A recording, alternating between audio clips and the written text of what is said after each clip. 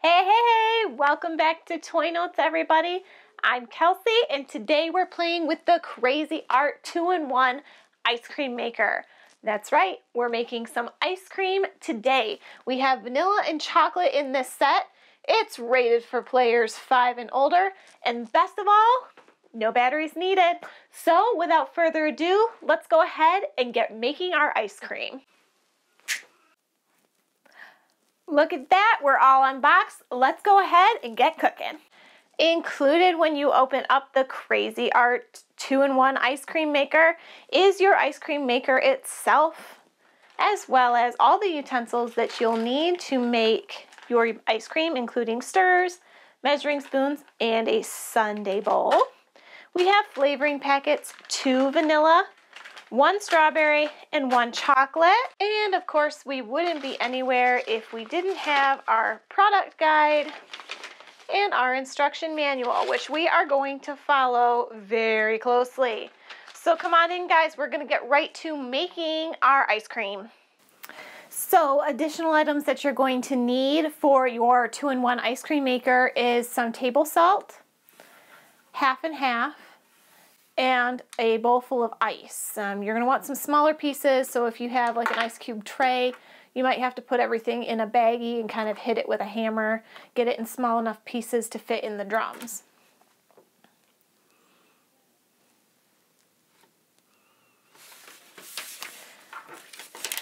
Next, we're going to take our instructions. We have to make sure that the ice cream maker is washed first. I've already done that. You can take it apart easily and wash everything, but it is not dishwasher safe. So make sure you wash it really well with soap and water, rinse it thoroughly, and then put it all back together. Now, we got to set up the aluminum drums first with the ice and the salt. That way things get nice and cold and we can actually make ice cream. Now, identifying some of the pieces that came with it, we have a 1/3 cup scoop, that's going to be for our half and half, an ice cream scraper, the makings for an ice cream bar. You can put the ice cream in there and freeze it like that. A plastic ice cream cone, a sundae bowl, and then our scooper that we're going to use to measure out our table salt for the ice. We've also got all our flavor packets that you saw before. Now, this kind of clicks in place. I've already opened it up from washing it. So you just kind of open up the top and lift out the aluminum drums.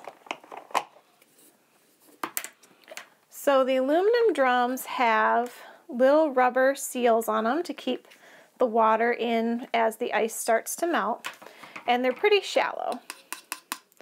So what you're going to do is take your first one and fill it full of ice. Now, you don't want it overflowing, you just want it filled enough where you can shut the lid. So that's why small pieces come in handy, because as you can see, these are not very big and it takes a little bit of jigsawing. So I've got some ice in there. Now we need 6 spoons of salt. So you're probably going to need a whole bunch of this.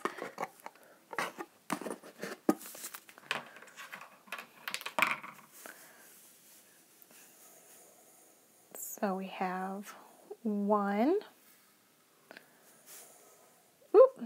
2, 3, 4, 5, and 6. So we have our ice and our 6 scoops on this side. Now make sure your rubber seal stays in place. And then get your lid shut.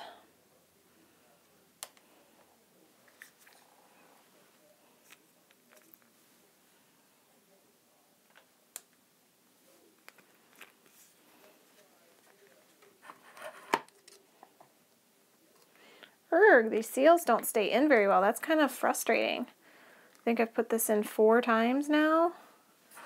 I don't want to tip it on its side necessarily, because see that? I cannot get it to stay where it belongs. Okay, let's try it this way. Let's try just putting it around the edge of the aluminum drum. And then lid goes on top. Brr. So far I do not like these seals. They should have been glued in or something. I might actually just try to get rid of it and see how it goes without it, because this is like soup. Yeah, we're just gonna get rid of that. We're gonna try to get these shut. There. So one is done, and now you're just gonna fill the one on the other side. Now the salt works to make the ice extra cold, and it makes the aluminum sweat a little bit, but it makes it cold enough to actually freeze the half and half and the flavor packets.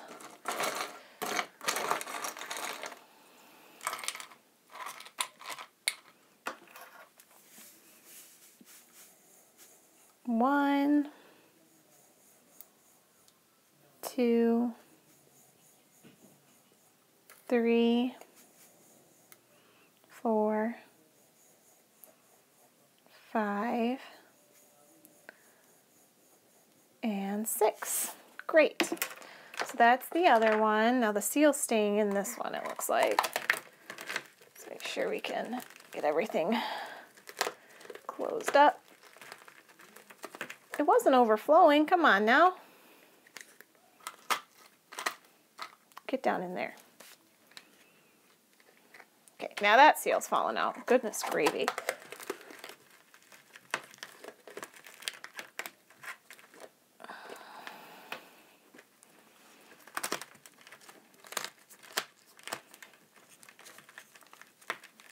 Okay, so our aluminum drums are filled. Now, in order to make the flavors, you're gonna take the flavor packets. I'm gonna do chocolate and vanilla because they're classics. You're gonna open up your chocolate flavoring, and then they go down in this tray. So you just kind of pour it down. It smells like Nesquik. And then I'm going to take a vanilla flavor mix.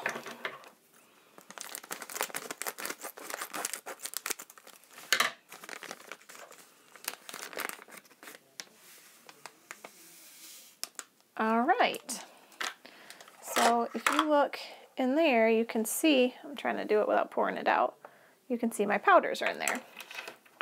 Now this is where the half and half comes in. Oh, I better make sure that sits nice and level. There we go. So this is where the half and half comes in. You're going to use a 1/3 cup measurement for each side.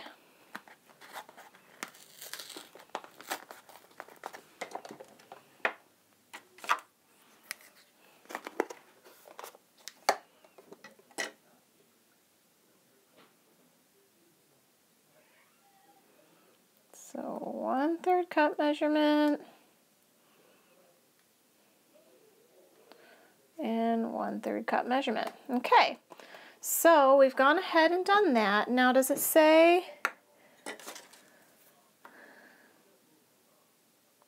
it doesn't say to stir it, but I'm gonna stir it with my salt measuring spoon because the flavor packets in the half and half are not exactly melding. Hopefully they will meld a little bit better, but I don't want it to stick to the bottom of the tray. So you can kind of see through there. I can't lift it up to show you guys because that would be messy. But now we just set the aluminum drums inside, like so. Ooh, that's messy. Okay, it said to use a 1/3 cup measurement. Why is it making a mess? Okay. I had to grab a cloth to sap up some of this. It doesn't say that that's a problem. It said in the instructions just to set them right in there, and then this is just such a mess. Look at that. Oh, what a bummer. And I swear if I click this down, it's just going to get worse and worse. Ugh. Well, you're supposed to be able to turn this, and you're supposed to turn it for 6 or 7 minutes, but you can see it's all globbing up here. Oh, gross.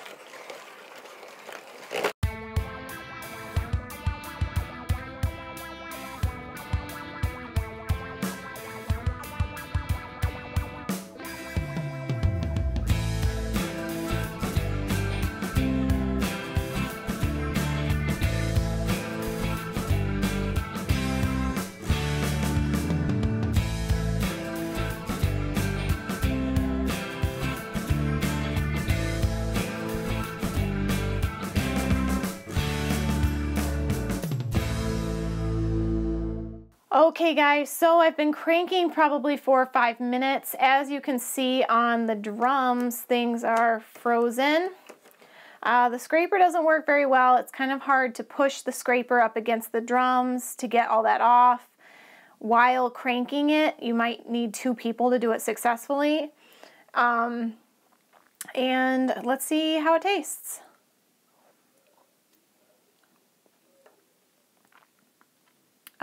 It's a little bit gritty. The flavor is good. It's definitely chocolate ice cream. It actually tastes like Nesquik ice cream if you ask me. But I would definitely mix ahead of time and stir it well, like with a whisk or something, because it's really, you can see it's it's gritty over here. It's just lumpy and gritty. The vanilla is worse than the chocolate. So guys, I think the 2-in-1 ice cream maker from Cra-Z-Art is a good idea in theory, but it's just not very well made. It's kind of cheap plastic. As you can see, it's a giant mess. So unfortunately, I probably won't play with it again. I'm going to wash it and put it back in its box and be done with it, because I don't think I ever want to do this again. So guys, let me know if you've ever had an ice cream maker or got a chance to play with this one, and what your stories were, any tips or suggestions where I could have done better today. If it's your first time stopping by, make sure you hit that subscribe button and give us a big thumbs up, as it's always appreciated. And until next time, see you soon.